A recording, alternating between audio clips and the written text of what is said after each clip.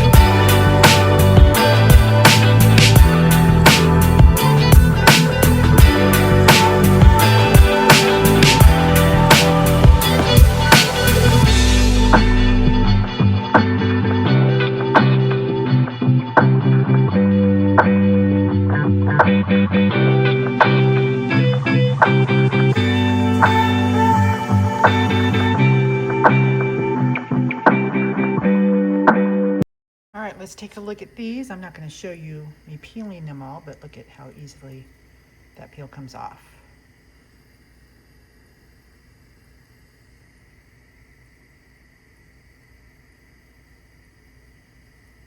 And hardly any meat coming off with it. So, hold on. So I'm going to peel these. I'm not going to make you go through all that because blanching them was enough. And then I think I'm only going to do one crate of them tonight. The other one's right there, but that took a little bit. My feet hurt. I'm still tired and ragged from last night. I'm not getting any younger, that's for sure. I just had my 60th birthday. I just retired from the VA. I'm going to do that in a whole nother video, though. We're going to talk about that. But anywho, I will show you the finished product after they're all done being peeled, and then I'm going to have to cook them down, and then I'm going to can them. So we'll take you all through that. That'll probably be tomorrow, but in a few seconds for you guys. All right, hang tight.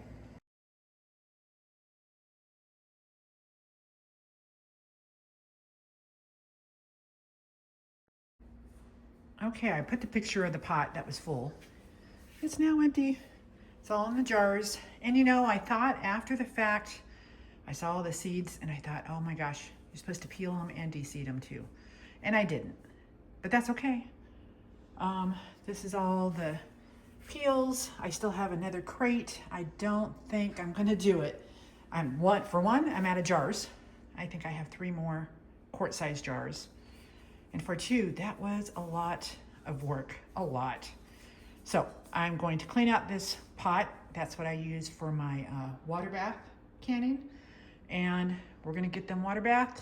After I put the lids on, I have to get my vinegar and wipe the rims, then put the lids on, and then water bath them. And it's gonna take 7, it'll take 2 pots full. 2, yeah, just 2. And then they'll be able to go on my shelf. Okie dokie. So I have my vinegar by the gallon because I go through so much. And I use it for cleaning supplies. I made a dusting spray, an all-purpose spray just this week. That saved me, gosh, $6 to $12 at the grocery store from buying them there. When I already had, it's vinegar. I should have used distilled water, but I didn't. I used tap water. Okay, so all my lids are clean, and I did that before doing it. I was gonna use lemon juice. It says 100% lemon juice, and it says from concentrate with added ingredients. Yeah, okay. So I'm just gonna do half a teaspoon of, it's not full.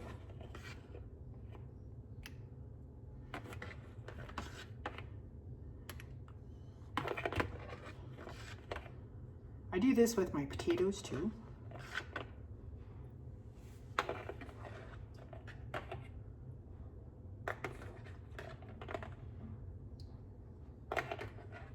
Shaking.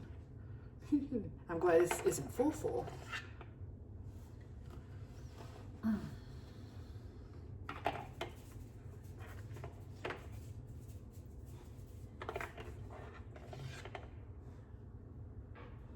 a quarter of one. And that little one. Okay. Let me wipe them all off again just to make sure. Although the only thing that would be on there is vinegar.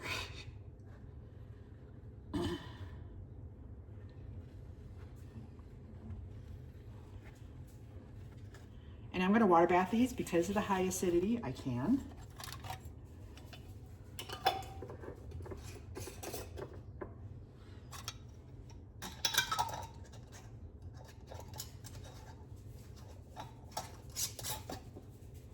I just put my arm on that. Put them from over here.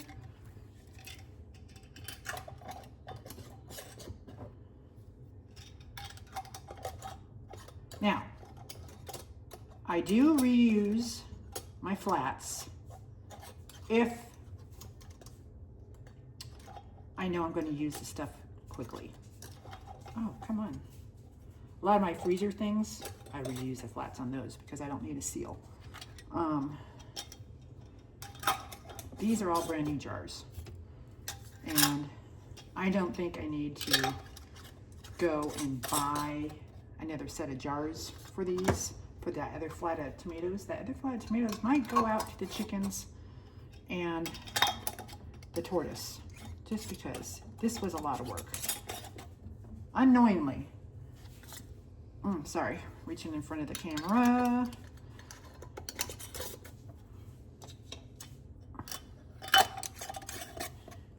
And I need one more. Here's one right here.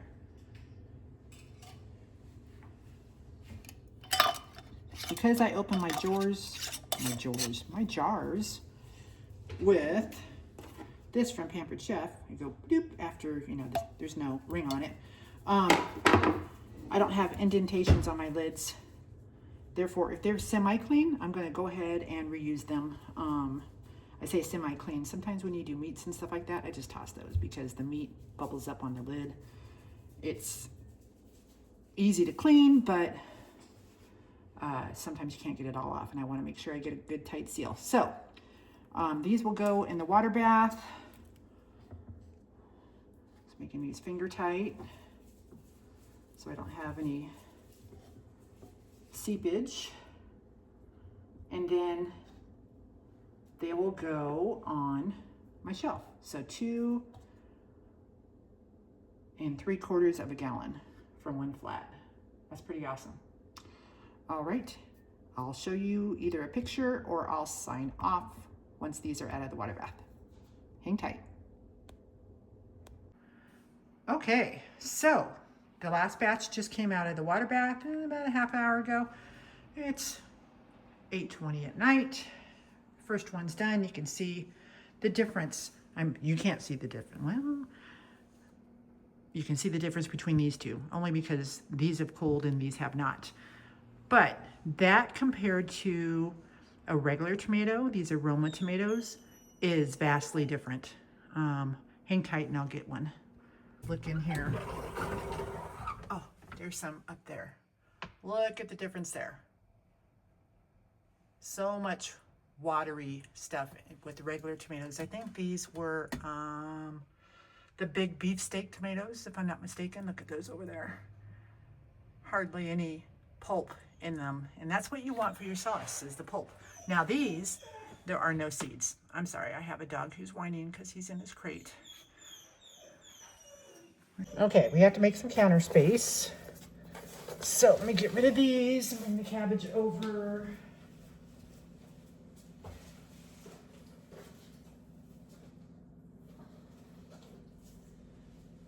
And I think I have made the decision not to do the, well, I don't have any more jars. I can go get jars tomorrow, but yeah.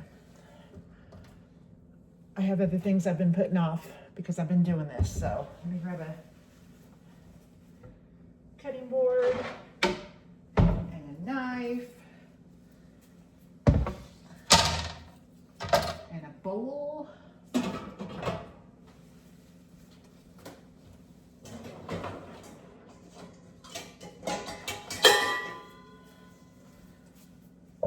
Okay, you can see all that? Good. All right, so I'm going to start just by cutting it in half. I need to get my scrap. Oh my goodness sakes.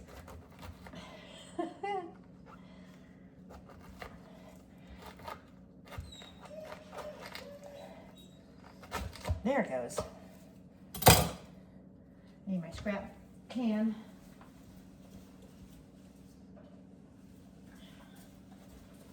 If I leave it in, I put on here when I went and fed the tortoise all the tomato peels, and unfortunately the dogs decided those were theirs before she can come out and get them. All right, let's get the yucky stuff off of here, and then we're gonna chop it all up. I think I'll do 2 heads at a time, just because, like I said, I'm short on jars, so.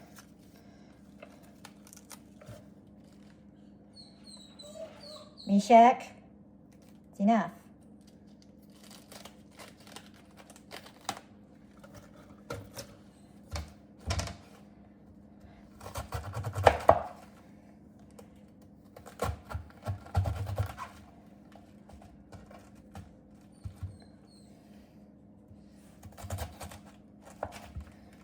And the chickens will love this. I don't know that the tortoise, I think I've tried to feed her cabbage before.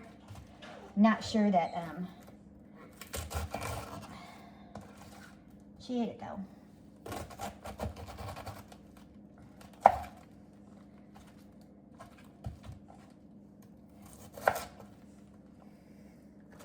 Okay.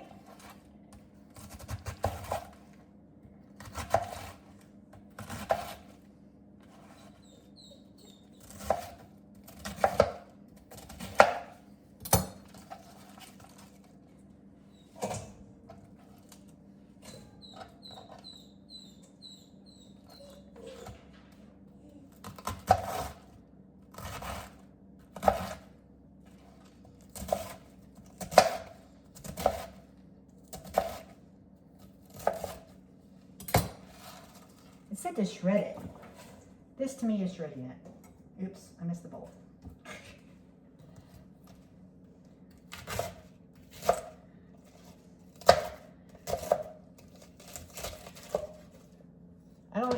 I just Googled how to make sauerkraut. I thought you had to put vinegar in it, but this recipe just says cabbage and salt and let it ferment. So we'll see how that goes.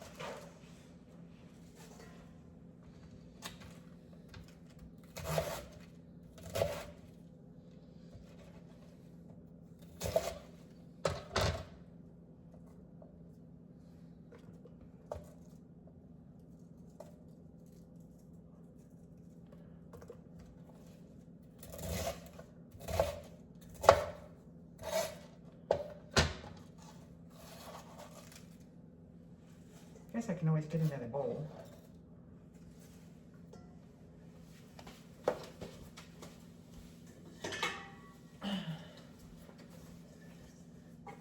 Luckily, I cleaned all my bowls from the tomatoes.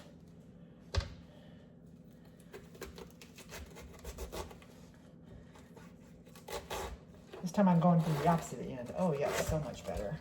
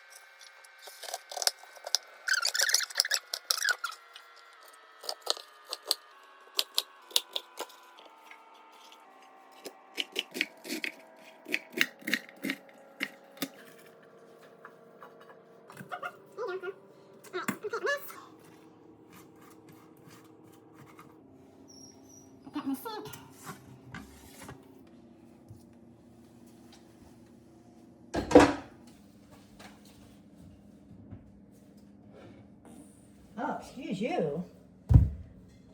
Okay.